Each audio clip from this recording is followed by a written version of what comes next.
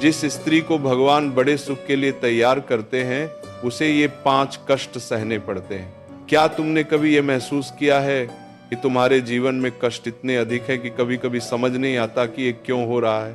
क्या तुमने कभी ये सोचा है कि मैं तो अच्छा करने की कोशिश करती हूँ, मैं तो ईमानदारी से जीती हूँ, मैं तो प्रार्थना करती हूँ, फिर भी मेरे जीवन में इतने कष्ट क्यों?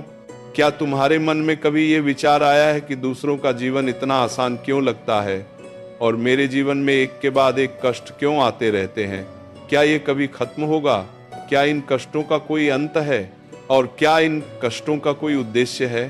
तो आज रुको, आज ठहरो और इस बात को अपने हृदय की सबसे गहरी परत तक उतरने दो।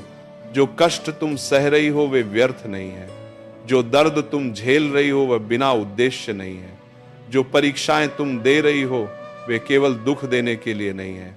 ये सब इसलिए है क्योंकि भगवान तुम्हें एक बड़े सुख के लिए तैयार कर रहे हैं और ये तैयारी कठिन होती है। इसीलिए नहीं कि भगवान क्रूर हैं, बल्कि इसीलिए कि जो सुख तुम्हारे लिए आने वाला है वह इतना बड़ा है, इतना भव्य है, इतना असाधारण है कि उसे संभालने के लिए एक असाधारण तैयारी चाहिए। और वह तैयारी इन 5 कष्टों के माध्यम से होती है। आज हम उन्हीं 5 कष्टों को समझेंगे। पहला कष्ट, वह कष्ट जो उसे अपने झूठे सुखों से मुक्त करता है। जिस स्त्री को भगवान बड़े सुख के लिए तैयार करते हैं उसे सबसे पहला कष्ट यह मिलता है जो उसे उन सुखों से मुक्त करता है जो असली नहीं थे। ये बहुत गहरी बात है। हम सब कुछ ऐसी चीजों में सुख ढूंढते हैं जो असली सुख नहीं देती।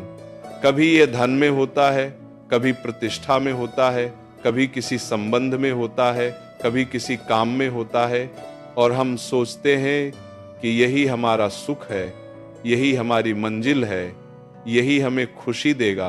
पर ये झूठे सुख होते हैं, ये अस्थाई होते हैं, ये टिकाऊ नहीं होते। और भगवान जब किसी को बड़े सुख के लिए तैयार करने लगते हैं तो सबसे पहले वे इन झूठे सुखों को हटाते हैं। वह धन जो सुख का स्रोत लगता था वह चला जाता है, वह प्रतिष्ठा जो पहचान थी वह बदल जाती है, वह संबंध जिस पर खुशी टिकी थी वह बदल जाता है। और इन झूठे सुखों के जाने पर एक ऐसा कष्ट होता है जो बहुत गहरा होता है।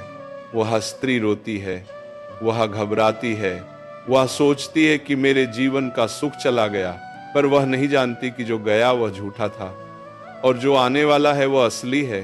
भगवान पहले झूठे को हटाते हैं ताकि असली के लिए जगह बने। जब झूठा सुख होता है तो असली सुख नहीं दिखता, पर जब झूठा हट जाता है तो असली दिखने लगता है, असली पाने की तैयारी होती है। इस कष्ट के बारे में एक गहरी बात, जब झूठे सुख जाते हैं तो उनके जाने का दर्द होता है, पर उस दर्द में एक बहुत महत्वपूर्ण बात होती है। वह स्त्री पहली बार यह सोचती है, मैं वाकई क्या चाहती हूँ, मेरा असली सुख क्या है, मुझे वास्तव में क्या चाहिए। और इन प्रश्नों के उत्तर में भगवान की दिशा छुपी होती है।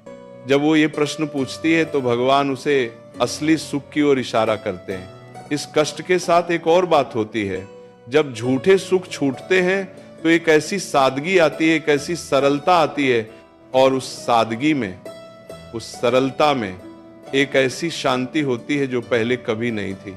ये शांति असली सुख की शुरुआत होती है। इसीलिए यदि तुम यह महसूस करो कि जो तुम्हें सुख देता था वह चला गया, कि जो तुम्हारी खुशी का स्रोत था वह बदल गया, तो घबराओ मत, यह पहला कष्ट है। भगवान तुम्हें बड़े सुख के लिए तैयार कर रहे हैं। दूसरा कष्ट, वह कष्ट जो उसे अपनी असली शक्ति से मिलाता है।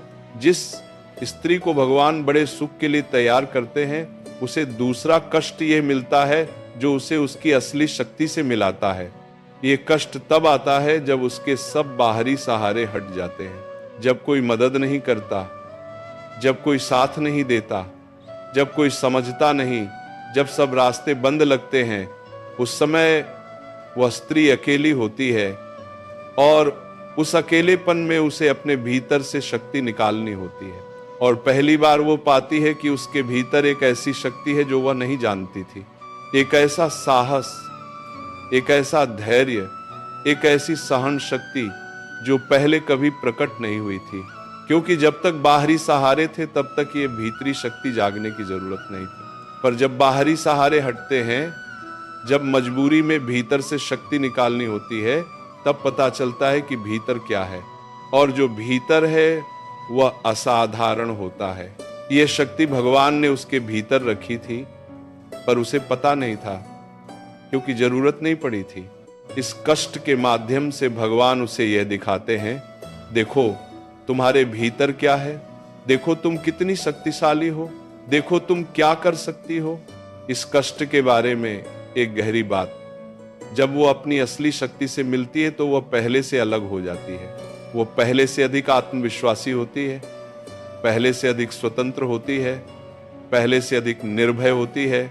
और ये आत्मविश्वास, ये स्वतंत्रता, ये निर्भयता, ये उस बड़े सुख को संभालने के लिए आवश्यक थी, क्योंकि बड़ा सुख बड़ी जिम्मेदारी भी लाता है।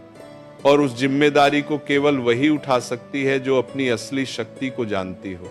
इस कष्ट के साथ एक और बात होती है, जब वो अपनी असली शक्ति से मिलती है तो वह दूसरों को भी उनकी शक्ति दिखाने में मदद कर पाती है।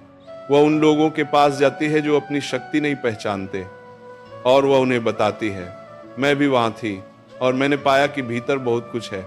इसीलिए यदि तुम यह महसूस करो कि सब बाहरी सहारे हट गए हैं, कि तुम्हें अकेले खड़ा होना पड़ रहा है, पर तुम खड़ी हो, तो जान लो कि यह दूसरा कष्ट है।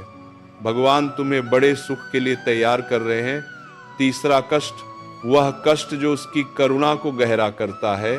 जिस स्त्री को भगवान बड़े सुख के लिए तैयार करते हैं, उसे तीसरा कष्ट यह मिलता है जो उसकी करुणा को गहरा करता है। ये कष्ट दूसरों के दर्द को गहराई से देखने के माध्यम से आता है, या खुद के दर्द के माध्यम से आता है, जो उसे दूसरों के दर्द को समझने की शक्ति देता है।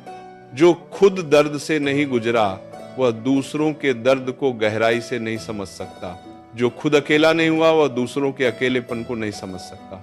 जो खुद टूटा नहीं, वह दूसरों के टूटने को नहीं समझ सकता। पर जो खुद इन सब से गुजरी है, जिसने खुद दर्द सहा है, जो खुद अकेली रही है, जो खुद टूटी और फिर जुड़ी है, वह दूसरों के दर्द को वास्तव में समझ सकती है, उनकी अकेलेपन को महसूस कर सकती है, उनके टूटने में उनके साथ खड़ी हो सकती है। और यही करुणा, ये गहरी करुणा, ये उस बड़े सुख के लिए आवश्यक है, क्योंकि जो बड़ा सुख आने वाला है वो अकेले नहीं है, वो दूसरों के साथ मिलकर अधिक बड़ा होता है। और दूसरों के साथ मिलने के लिए करुणा चाहिए। इस कष्ट के बारे में एक गहरी बात, जब ये कष्ट आता है तो बहुत भारी लगता है। किसी को दर्द में देखना और उस दर्द को अपने भीतर महसूस करना, ये बहुत थका देने वाला होता है। पर यही वह करुणा है जो बाद में दूसरों के जीवन को बदल देती है। इस कष्ट के साथ एक और बात होती है, जब करुणा गहरी होती है तो वह स्त्री एक ऐसा माध्यम बन जाती है जिसके माध्यम से भगवान दूसरों तक पहुंचते हैं। जो दर्द में हैं, वे उसके पास आते हैं और वह उन्हें वह देती है जो केवल भगवान दे सकते हैं। इसलिए यदि तुम ये महसूस करो कि दूसरों का दर्द तुम्हें गहराई से छूता है, कि जो दर्द तुम खुद झेल चुकी हो उसकी वजह से दूसरों के दर्द को अधिक समझती हो, तो जान लो कि यह तीसरा कष्ट है। भगवान तुम्हें बड़े सुख के लिए तैयार कर रहे हैं। चौथा कष्ट, वह कष्ट जो उसके विश्वास को परखता है। जिस स्त्री को भगवान बड़े सुख के लिए तैयार करते हैं, उसे चौथा कष्ट यह मिलता है जो उसके विश्वास को परखता है। ये कष्ट तब आता है जब सब कुछ विरुद्ध लगता है, जब प्रार्थनाएं सुनी नहीं लगती, जब भगवान बहुत दूर लगते हैं, जब हर रास्ता बंद लगता है, जब हर कोशिश विफल होती है। उस समय विश्वास सबसे कमजोर होता है और यही वो परीक्षा है। क्या वह इस सबसे कठिन समय में भी भगवान पर विश्वास रख सकती है? क्या वह तब भी प्रार्थना कर सकती है जब प्रार्थना खोखली लगती है? क्या वह तब भी भगवान के करीब रह सकती है जब वे बहुत दूर लगते हैं?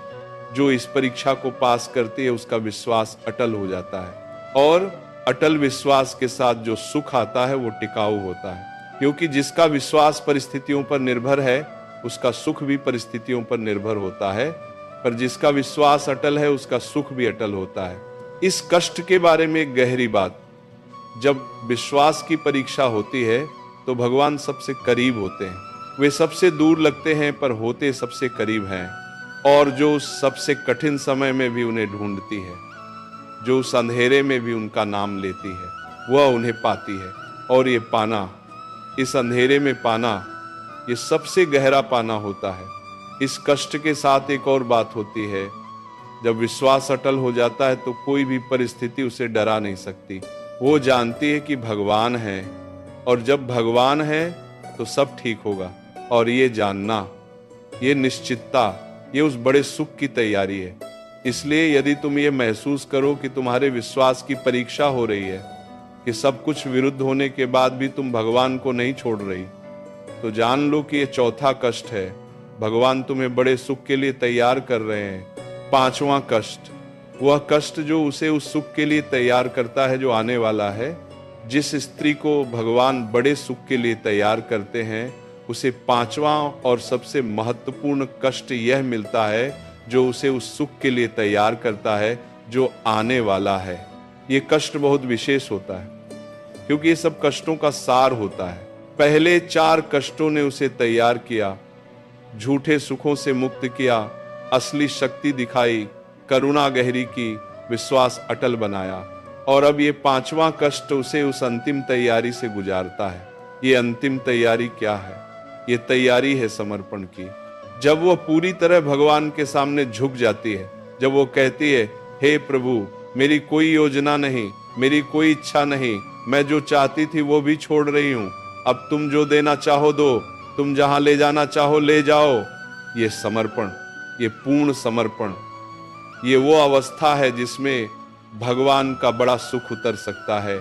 क्योंकि जब तक हम अपनी इच्छाओं को पकड़े रहते हैं तब तक हम सीमित रहते हैं, पर जब हम छोड़ देते हैं, जब हम भगवान पर पूरी तरह छोड़ देते हैं, तब भगवान अपनी सबसे बड़ी कृपा दे सकते हैं। और वह कृपा, वह बड़ा सुख, वह इतना बड़ा होता है, इतना असाधारण होता है कि हम अपनी किसी भी योजना में उसकी कल्पना भी नहीं कर सकते थे। इस कष्ट के बारे में एक गहरी बात, ये समर्पण एक दिन में नहीं आता।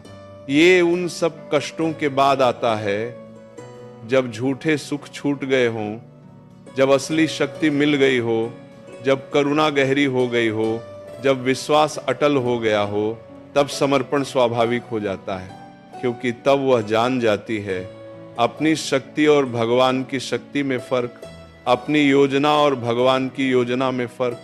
और जब ये फर्क समझ आ जाता है तो छोड़ना आसान हो जाता है। इस कष्ट के साथ एक बहुत सुंदर बात होती है, जब वह पूरी तरह समर्पित हो जाती है तो एक ऐसी शांति आती है जो पहले कभी नहीं आई थी, एक ऐसी तृप्ति आती है जो पहले कभी नहीं आई थी, एक ऐसा आनंद आता है जो पहले कभी नहीं आया था। और यही वो बड़ा सुख है जिसके लिए भगवान ने उसे तैयार किया था। अब इन 5 कष्टों को एक बार और अपने हृदय में बिठा लो। वह कष्ट जो उसे अपने झूठे सुखों से मुक्त करता है, वह कष्ट जो उसे अपनी असली शक्ति से मिलाता है, वह कष्ट जो उसकी करुणा को गहरा करता है, वह कष्ट जो उसके विश्वास को परखता है, और वह कष्ट जो उसे उस सुख के लिए तैयार करता है जो आने वाला है। यदि इनमें से एक या अधिक कष्ट तुम्हारे जीवन में अभी हैं, तो एक गहरी सांस लो और मन में ये बात बिठा लो, ये कष्ट तुम्हारी सजा नहीं है, ये तुम्हारी तैयारी है। भगवान तुम्हें एक बड़े सुख के लिए तैयार कर रहे हैं, और वह सुख इतना बड़ा है, इतना असाधारण है, इतना अप्रत्याशित है कि जब वो आएगा तो तुम पीछे मुड़कर देखोगी और इन सब कष्टों के लिए भी भगवान को धन्यवाद दोगी। क्योंकि ये कष्ट ही वह सीढ़ियां थी जो तुम्हें उस बड़े सुख तक ले गई। बस थोड़ा और धैर्य, बस थोड़ा और विश्वास, बस थोड़ा और टिके रहो, क्योंकि वह बड़ा सुख बहुत करीब है, उससे भी करीब जितना तुम सोच रही हो।